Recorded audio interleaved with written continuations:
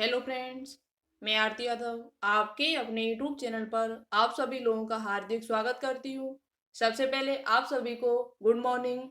तो जैसा कि आप सभी ने थंबनेल में देख ही लिया होगा, आज हम आपके लिए सुबह का नाश्ता लेकर आए। सुबह के नाश्ते के रूप में अब आपको daily one liner, option type, विभिन्न प्रकार के क्वेश्चन मिला करेंगे, जिसमें फिजिक्स, केमिस्ट्री और बायोलॉजी तीनों के मिक्सचर क्वेश्चन हुआ करेंगे, जो आपके एग्जाम्स के लिए बहुत ज्यादा इंपॉर्टेंट होंगे। चाहे आप नर्सिंग की तैयारी कर रहे हो इस time, paramedical, pharmacy, BHU, GSBM Kanpur, RUHS, CP net या सेपई पैरामेडिकल के नाम से जिसे जानते हैं, किसी भी एग्जाम की तैयारी यदि कर रहे हो तो ये क्वेश्चन आपके लिए बहुत ज्यादा इंपॉर्टेंट होंगे। इस क्लास के अंतर्गत जब तक आपका एग्जाम नहीं होगा तब तक लगभग हम आपको 1000 क्वेश्चन करा देंगे। 1000 क्वेश्चन मुझे कराना है, जो टॉप क्वेश्चन होंगे और आपके एग्जाम्स के लिए बहुत ज्यादा इंपॉर्टेंट होंगे। इसे आप चाहे मॉक टेस्ट समझ लेना, चाहे प्रैक्टिस समझ लेना। बहुत ही अच्छे क्वेश्चन आपको मिला करेंगे इस क्लास में, और सुबह आपको लगभग 6 बजे से लेकर 8 बजे के बीच में ये क्लास मिल जाया करेगी।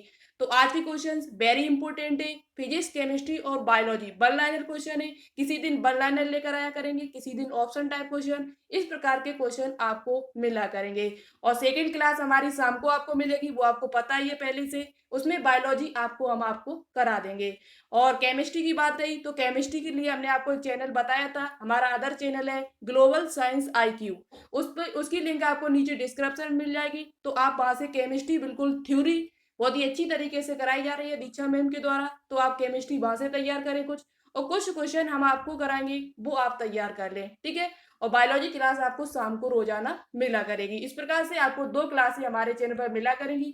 तो प्लीज इस क्लास को आज ज्यादा से ज्यादा शेयर करें। देखते हैं आज अपना प्रेम प्यार कितना इस क्लास को दिखाते हो। और लगभग आज मुझे 50+ इस क्लास में लाइक चाहिए। देखिए कितने लाइक आज आप लोग करते हो, कितनी वीडियो को शेयर करते हो, आज हम यही देखेंगे। तो चलिए टाइम न वेस्ट करते हुए स्टार्ट करते हैं आज की क्लास को। बहुत ही इंपॉर्टेंट क्लास है आज की, पूरी देखना। और जो भी क्वेश्चंस हम आपको कराएं उसे नोटबुक पे नोट डाउन करते हुए चलना। यदि आप नोटबुक पे नोट डाउन करते हुए चलोगे तो इनको बाद में रिवाइज कर सकोगे और आज आपकी तैयारी बहुत अच्छी हो सकती है, ठीक है। तो चलिए, आशा करती हूँ आज की वीडियो आपको अच्छी लगेगी और शेयर भी करोगे। तो आज का हमारा वन लाइनर जो फर्स्ट क्वेश्चन है, क्या है देखते हैं। तर्क तंतु यानी स्पेंडल फाइबर्स किसके बने होते हैं। जो तर्क तंतु होते हैं आपने देखा होगा, जो कोशिका होती है, कोशिका में आपने तारक का सुना होगा। तारक का एक कोशिकांग होता है जिसे हम सेंट्रोसोम कहते हैं।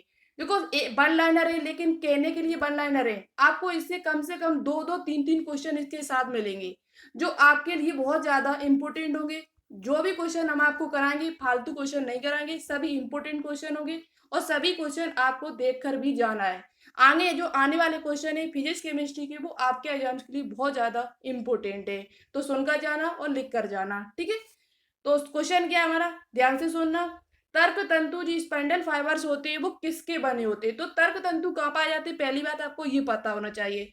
तो तर्क तंतु जो होते हैं वो कोशिका के अंदर एक कोशिकांग पाया जाता है हमारा, क्या, तारक का, जिसे हम सेंट्रोसोम कहते हैं। उसमें ये फाइबर्स कुछ तंतु लगे होते हैं इस प्रकार से। तो जो तर्क तंतु ये होते हैं वो किसके बने होते हैं, क्वेश्चन आपसे ये पूछा गया है। तो चलिए हम आपको बताते हैं, नोटबुक में नोट डाउन करते हुए चलना। जो तर्क तंतु होते हैं वो प्रोटीन के बने होते हैं। किसके बने होते हैं, प्रोटीन के बने होते हैं। अब बात की जाए कि किस प्रोटीन के बने होते हैं, आपसे पूछा जाए तो उस प्रोटीन का नाम है ट्यूबुलिन प्रोटीन। नोट करना, ट्यूबुलिन, ट्यूबुलिन, ट्यूबुलिन प्रोटीन के बने होते हैं। किसके बने होते हैं, ट्यूबुलिन प्रोटीन के। हम यहाँ पर लिखे देते, आप नोटबुक पे नोट डाउन करते हुए चले प्लीज, जिससे आपकी तैयारी और भी बेहतर। देखो हम आपके लिए इतनी मेहनत कर रहे हैं तो आप भी करें, तभी आपका सिलेक्शन होगा, ठीक है। तर्क तंतु किसके बने होते हैं, तो ट्यूबुलिन नाम की प्रोटीन के बने होते हैं, जो कहाँ पर पाए जाते हैं, जो कोशिका के अंदर एक कोशिकांग होता है तारक का है। याद रखें, सेंट्रोसोम जो होते हैं वो कहाँ पर पाए जाते हैं, जंतु की कोशिका में या प्लांट कोशिका में, किस में पाए जाते हैं। तो आपसे ये पूछा जाए तो तर्क जो तारक का है, सॉरी, तारक का जो सेंट्रोसोम होते हैं वो कहाँ पर पाए जाते हैं, तो वो ओनली एनिमल सेल में पाए जाते हैं। जो जंतु की कोशिका होती है, एनिमल सेल जो होती है हमारी, एनिमल जो जंतु की कोशिका होती है उसमें केवल पाए जाते हैं, ये प्लांट कोशिका में नहीं पाए जाते। जो प्लांट कोशिका होती है उसमें सेंट्रोसोम नहीं पाए जाते।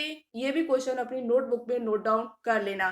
क्वेश्चन क्या है, यदि आपसे पूछा जाए तारक का है, क्या एनिमल सेल में पाए जाते हैं या प्लांट सेल में पाए जाते हैं। तो याद रख ली कि जो तारक काय होते हैं, सेंट्रोसोम होते हैं, वो ओनली एनिमल सेल में पाए जाते हैं। तो देखो कितने क्वेश्चन आपको मिले, कम से कम 3 क्वेश्चन आपको यहाँ से मिले। तो तर्क तंतु किसके बने होते हैं? तो तर्क तंतु जो होते हैं वो ट्यूबुलिन नाम की प्रोटीन के बने होते हैं। क्वेश्चन नंबर नेक्स्ट देखते हैं आज का। सूत्री विभाजन की खोज किसने की थी? अभी आपको फिजिक्स के भी क्वेश्चन मिलेंगे और केमिस्ट्री क्वेश्चन मिलेंगे, ठीक है, तो लगातार हमारे साथ बने रहना। सूत्री विभाजन की खोज किसने की थी? तो सूत्री विभाजन जो होता है, जो माइटोसिस होता है, उसकी खोज किसके द्वारा की गई थी? तो फ्लेमिंग नाम के वैज्ञानिक के द्वारा की गई थी। किसके द्वारा की गई थी? फ्लेमिंग नाम के वैज्ञानिक थे, उनके द्वारा ये की गई थी। कब की गई थी? तो 1881 ईस्वी में की गई थी। कब की गई थी? आपसे डेट नहीं पूछी जाएगी सन, लेकिन आपको याद होना चाहिए। सूत्री विभाजन जो होता है उसे हम क्या क्या कहते हैं? तो सूत्री विभाजन को दूसरा जो नाम है वो क्या कहा जाता है? सूत्री विभाजन को समसूत्री विभाजन भी कहा जाता है, माइटोसिस भी कहा जाता है, और इसे कायक विभाजन भी कहा जाता है। क्या कहा जाता है? कायक विभाजन के नाम से भी इसे जाना जाता है, जिसे हम कहते हैं सोमेटिक डिवीजन। Somatic division. तो सोमेटिक डिवीजन, माइटोसिस या समसूत्री विभाजन या सूत्री विभाजन के नाम से जाना जाता है। इसकी खोज किसने की थी? तो फ्लेमिंग नाम के वैज्ञानिक ने 1881 में की थी। अब बात करते हैं सूत्री विभाजन किसमें, किनकी कोशिकाओं में पाया जाता है? तो ये विभाजन केवल केवल किसकी कोशिका में होता है? कायक कोशिका में होता है। किसमें होता है? कायक कोशिकाओं में पाया जाता है। जो सोमेटिक सेल्स होती हैं उनमें ये विभाजन पाया जाता है। हमारे शरीर की जो बाकी की सेल होती, जनन सेल्स को छोड़कर, जनन कोशिका को छोड़कर शेष जो हमारी सेल होती, चाहे नाक की कोशिका ले लो, चाहे त्वचा की कोशिका ले लो, हाथ पैर, किसी भी कोशिका की बात कर ली जाए तो उसमें कौन सा विभाजन होता है यदि आपसे पूछा जाए तो सूत्री विभाजन होता है। किसमें कौन सा विभाजन होता है? सूत्री विभाजन। यदि आपसे पूछा जाए सूत्री विभाजन किसमें होता है, तो कायक कोशिका में होता है, सोमेटिक सेल्स में होता है। अच्छा क्वेश्चन था, नोट करना, ठीक है। नेक्स्ट क्वेश्चन देखते हैं। यदि आपको थोड़ा जल्दी लग रहा है, हम जल्दी बोल रहे हैं, तो कमेंट बॉक्स में कमेंट करके बताएं तो हम थोड़ा स्लो चलेंगे। नेक्स्ट क्वेश्चन हमारा फिजिक्स का है। न्यूटन की पुस्तक का नाम क्या है जिसमें उन्होंने गति के नियमों का वर्णन किया था? न्यूटन की पुस्तक का नाम क्या है जिसमें उन्होंने गति के नियमों का वर्णन किया था? न्यूटन ने, आपको पता है, 3 नियम दिए थे। कितने नियम दिए थे? 3 नियम। जड़त्व का नियम पहला, दूसरा संवेग का नियम, जड़त्व का नियम जिसे हम लॉ ऑफ इनर्शिया कहते हैं, संवेग का नियम जिसे हम लॉ ऑफ मोमेंटम कहते हैं, और क्रिया प्रतिक्रिया का नियम जिसे हम law of action and reaction कहते हैं। तो आपको पता चल गया, जड़त्व का नियम, दूसरा संवेग का नियम, और तीसरा क्रिया प्रतिक्रिया का नियम। तो ये जो गति के नियम दिए थे वो किस पुस्तक में दिए थे, ये आपसे पूछा गया है। न्यूटन की किस पुस्तक में, पुस्तक का नाम बताओ जिसमें गति के नियमों का वर्णन किया गया था? तो उस पुस्तक का नाम है प्रिंसिपिया। क्या है? प्रेंसी, नोट करना, प्रेंसिपिया। प्रेंसिपिया, उस पुस्तक का नाम क्या है? प्रिंसिपिया है, जिसमें उन्होंने गति के नियमों का वर्णन किया हुआ था। किसने? न्यूटन साहब ने। तो गति के नियम कितने? 3 है। कौन कौन से?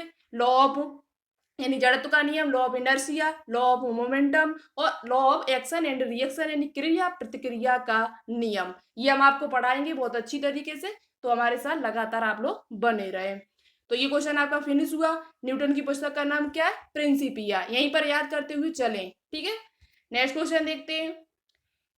क्वेश्चन नंबर नेक्स्ट है कि इकृत एवं अग्नाशय का निर्माण भ्रूण के किस जनन स्तर से होता है? बहुत ही अच्छा क्वेश्चन है, वेरी वेरी इंपोर्टेंट आपके एग्जाम्स के लिए।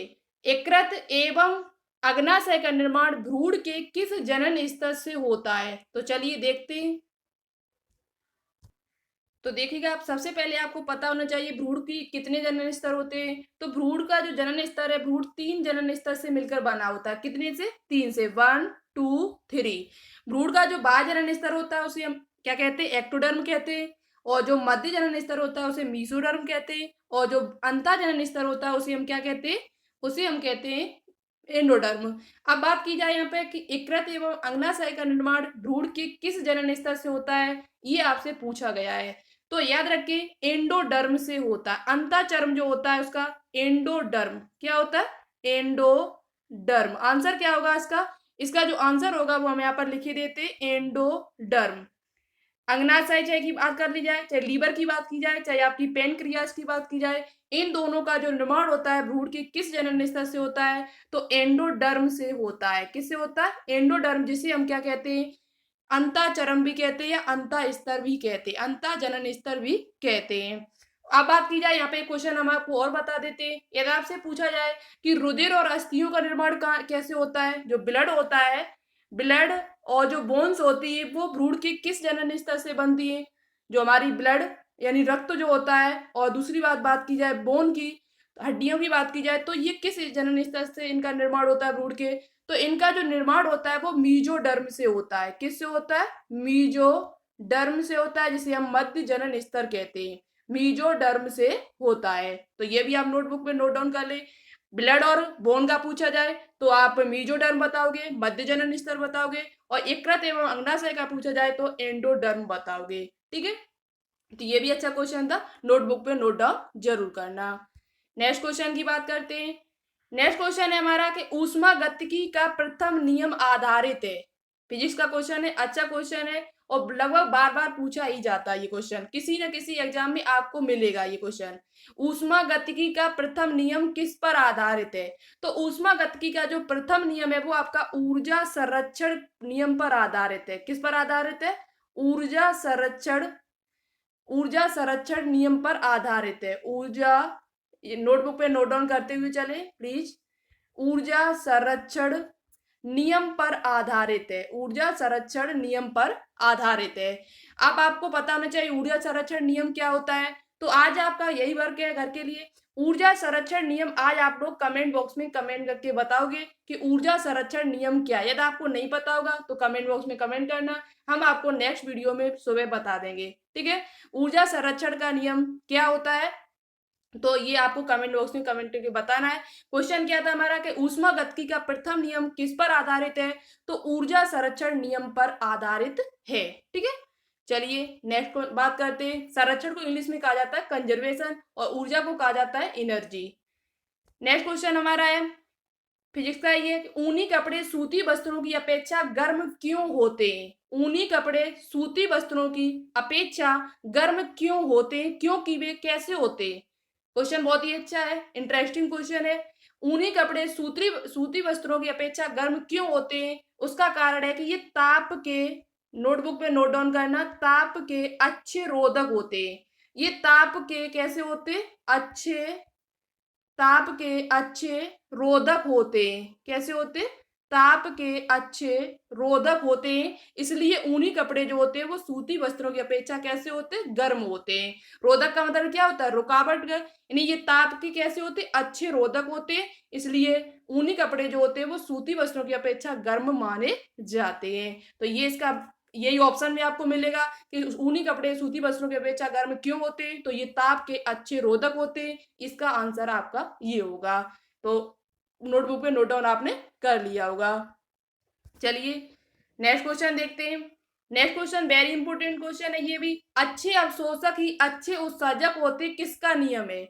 अच्छे अवशोषक, जो अच्छे अवशोषक होंगे वो अच्छे उत्सर्जक भी होते हैं। जो अवशोषण की क्षमता जिसमें ज्यादा होगी वो उत्सर्जन की क्षमता भी ज्यादा रखता होगा। जो ज्यादा चीजों को अवशोषण करेगा वो उत्सर्जन भी करता है। ऐसा नहीं है कि अवशोषण कर लिया तो उसका उत्सर्जन नहीं हो, ऐसा होता है। जो ज्यादा, जितना ज्यादा अवशोषण करेगा, एब्जॉर्प्शन करेगा, यानी अवशोषण की क्षमता जिसमें ज्यादा होगी वो ज्यादा अब उत्सर्जन भी करता है। तो ऐसा नियम किसने कहा था? ऐसा किसका नियम है ये? अच्छे अवशोषक अच्छे उत्सर्जक होते, ये किसका नियम है? तो ये किरचॉफ साहब का नियम है। किसका है? किरचॉफ। ये किरचॉफ वैज्ञानिक है जिसका नाम क्या है? किरचॉफ का नियम है। तो इसे नोटबुक में नोट डाउन कर लेना। किरचॉफ का कहना था कि जो अच्छे अवशोषक होते हैं वो अच्छे उत्सर्जक भी होते हैं, ये इन्होंने बताया हुआ था। तो किसका नियम है? किरचॉफ का नियम है, किरचॉफ का नियम है। तो नोटबुक में नोट डाउन कर लेना, आशा करती हूँ आपने कर लिया होगा। चलिए नेक्स्ट क्वेश्चन देखते हैं। नेक्स्ट क्वेश्चन है हमारा एलपीजी का गैस का किसका मिश्रण है? एलपीजी जो गैस होती है वो किसका मिश्रण है? तो एलपीजी जो गैस होती है उसकी फुल फॉर्म पहले आपको पता होना चाहिए क्योंकि कई बार पूछ ली जाती है। तो एलपीजी की जो फुल फॉर्म होती है वो आपकी क्या होती है? Liquid petroleum gas. Liquid petroleum gas. अब बात करते हैं एलपीजी गैस किसका मिश्रण है। एलपीजी में कौन कौन सी गैसें पाई जाती हैं? तो इसमें ब्यूटेन पाई जाती है। क्या पाई जाती है आपकी? ब्यूटेन होती है और प्लस प्रोपेन होती है। ब्यूटेन और plus propane, butane plus propane, butane और प्रोपेन। अब बात करते हैं ब्यूटेन का फॉर्मूला क्या होता है। तो C4H10 क्या होता है, C4H10, ये ब्यूटेन का होता है। ब्यूट कितने नंबर पे आता है, 4 नंबर पे आता है। प्रोप कितने नंबर पे आता है, 3 पे। तो इसका क्या हो जाएगा, C3H8। आपको एल्केन एल्काइन पढ़े होंगे तो आपको पता होगा, एन शब्द आता है तो इसका फॉर्मूला क्या होता है ब्यूटेन का, C4H10, और प्रोपेन का क्या होगा, C3H8। तो आपको कभी कभार ब्यूटेन प्रोपेन ना देके वो आपको ये दे देगा, पूछा ये C4H10 किसका फॉर्मूला है, तो आप बता सकते हो ये ब्यूटेन का है और ये प्रोपेन का है। तो एलपीजी गैस है, उसमें कौन कौन सी गैसें पाई जाती है, तो ब्यूटेन होती है और प्रोपेन होती है। और ब्यूटेन, इसमें सबसे ज्यादा गैस कौन सी होती है, मुख्यतः गैस कौन सी पाई जाती है, तो वो ब्यूटेन होती है। एलपीजी में ब्यूटेन की मात्रा ज्यादा होती है, प्रोपेन की मात्रा थोड़ा कम होती है। अब आपको कमेंट बॉक्स में कमेंट करके एक सवाल बताना होगा कि एलपीजी में जो गंध आती है वो किसके कारण, उसमें ऐसी चीज क्या मिलाई जाती है जिससे हमें पता चल जाता है कि हमारी एलपीजी जो गैस सिलेंडर है उसमें रिसाव हो रहा है, उसमें किस गंध आ रही, नहीं पता कैसे चलता है। इसका आंसर आपको कमेंट बॉक्स में बताना होगा, कौन सा ऐसा उसमें रासायनिक पदार्थ डाला जाता है जिससे मुझे पता चल जाता है कि गैस सिलेंडर यानी गैस रिसाव हो रही है, या पर गैस निकल रही है, ऐसा कौन सा पदार्थ उसमें डाला जाता है। तो ये आपको कमेंट बॉक्स में कमेंट करके बताना होगा। देखिए सबसे अच्छा सबसे राइट आंसर कौन देता है। नेक्स्ट क्वेश्चन बहुत ही अच्छा क्वेश्चन है, केमिस्ट्री का क्वेश्चन है। ज्वाला परीक्षण में एक लवण चटक लाल रंग उत्पन्न करता है। एक लवण है कोई, वो चटक लाल रंग उत्पन्न करता है, ये किस रंग की उपस्थिति के कारण प्रकट होता है। ऐसा कौन सा रंग है जो जब ज्वाला परीक्षण किया जाता है तो एक लवण जो होता है वो चटक लाल रंग उत्पन्न करता है, ये किस रंग की उपस्थिति के कारण प्रकट होता है। ऐसा कौन सा रंग उसमें मिला होता है, ऐसा क्या मिला होता है, तो उसमें होता है स्टारसियम। क्या होता है, Sr++2+। स्टारसियम नाम का एक तत्व होता है जो उसमें मिला होता है, कौन सा, स्टारसियम। तो आप नोटबुक में नोट डाउन कर ले, बहुत अच्छा क्वेश्चन है, पूछा भी जाता है पैरामेडिकल में। तो कि ज्वाला परीक्षण में एक लवण चटक लाल रंग उत्पन्न करता है तो ये किस रंग की उपस्थिति कारण उत्पन्न होता है, तो ऐसा किसके कारण होता है, स्टारसियम के कारण ऐसा होता है। किसके कारण होता है, स्टारसियम के कारण। तो कौन सा है, स्टारसियम, ऑप्शन में नोट कर लेना, बुक में, सॉरी बुक में, नोटबुक में है। चलिए नेक्स्ट क्वेश्चन देखते हैं। नेक्स्ट क्वेश्चन हमारा है, पराश्रव्य ध्वनि तरंगे जिनकी आवृत्ति कितनी होती है और इनका उपयोग कहाँ किया जाता है। जो पराश्रव्य ध्वनि तरंगे होती है उनकी आवृत्ति कितनी होती है, उनकी तुमको आवृत्ति पूछी गई है, बहुत ही अच्छा क्वेश्चन है ये भी आपके एग्जाम्स के लिए। और उनकी उनका उपयोग कहाँ किया जाता है, उनका उपयोग कहाँ किया जाता है। तो सबसे पहले आपको पता होना चाहिए पराश्रव्य ध्वनि क्या कैसी होती है, तो ऐसी ध्वनि जो हमको सुनाई नहीं देती है, ऐसी ध्वनि जो हमको सुनाई नहीं देती है। तो ये क्या होती है, इनकी जो हर्टज, इनकी जो आवृत्ति होती है वो हर्टज में मापी जाती है। किसमें मापी जाती है, आवृत्ति जो नापी जाती है वो हर्टज में मापी जाती है। हर्टज यानी Hz जिसे कहते हैं। तो इनकी जो आवृत्ति होती है वो 20,000 से ज्यादा होती है। 20,000 यानी 20,000 हर्टज से इनकी आवृत्ति ज्यादा होती है। तो जितनी भी पराश्रव्य ध्वनि होती है उनकी जो आवृत्ति होती है वो 20,000 हर्टज से ज्यादा होती है। ठीक है। अब ये इनका प्रयोग कहाँ किया जाता है, तो इनका जो उपयोग किया जाता है वो समुद्र की गहराई मापने में किया जाता है। किसकी गहराई नापने में, समुद्र की गहराई नापने में इसका प्रयोग किया जाता है। यदि आपसे पूछा जाए पराश्रव्य ध्वनि कौन सुन सकता है, तो बंदर सुन सकता है और चमगादड़ होते हैं वो सुन सकते हैं, हम लोग इन ध्वनि को नहीं सुन सकते। ठीक है, हम कौन सी ध्वनि सुनते हैं तो वो आपको पता होनी चाहिए। ठीक है, तो देखो यहाँ पर आपसे पूछा जाए पराश्रव्य ध्वनि की आवृत्ति कितनी होती है, तो वो 20,000 हर्ट्ज से ज्यादा होती है। और इसका उपयोग कहाँ किया जाता है, तो समुद्र की गहराई मापने में किया जाता है।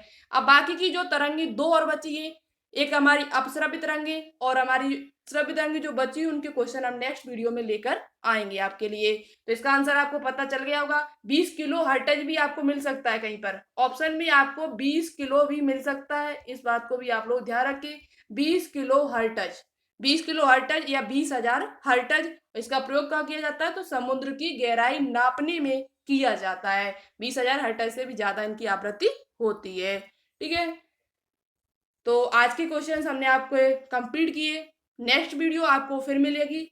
आप रोजाना ही आपको फिजिक्स केमिस्ट्री बायोलॉजी तीनों क्वेश्चन मिलेंगे, क्योंकि मुझे 1000 क्वेश्चन कराने। तो आज की वीडियो आशा करती हूँ आप लोगों को बहुत अच्छी लगी होगी, आज के क्वेश्चंस भी बहुत अच्छे लगे होंगे। तो ज़्यादा से ज़्यादा इस वीडियो को प्लीज़ शेयर करें, पसंद आई तो लाइक कर दें, और नए जुड़े हो हमसे तो प्लीज़ इस चैनल को सब्सक्राइब कर बेल आइकन को प्रेस ऑल को क्लिक जरूर करें, जिससे हम जो भी इंपॉर्टेंट वीडियो आपके लिए डालें इस प्रकार की, आपके पास सबसे पहले नोटिफिकेशन हमारा पहुंच जाए। और जितना ज़्यादा आप लोग सपोर्ट करोगे, देखो हम मेहनत कर रहे हैं तो आप लोग ज़्यादा सपोर्ट करोगे उतना मन हमारा बहुत ज़्यादा लगेगा, और हम आपके लिए वीडियो लगातार बनाते रहेंगे। तो आशा करती हूँ आज की वीडियो आपको अच्छी लगी। कमेंट बॉक्स में कमेंट करके जरूर बताएं कि आज के क्वेश्चंस आपको कैसे लगे, और इससे बेहतर क्वेश्चन हम आपको देने की कोशिश करेंगे फिजिक्स, केमिस्ट्री और बायोलॉजी के। ठीक है, तो चलिए आज के लिए इतना ही। Okay, thanks for watching this video. जय हिंद, जय भारत।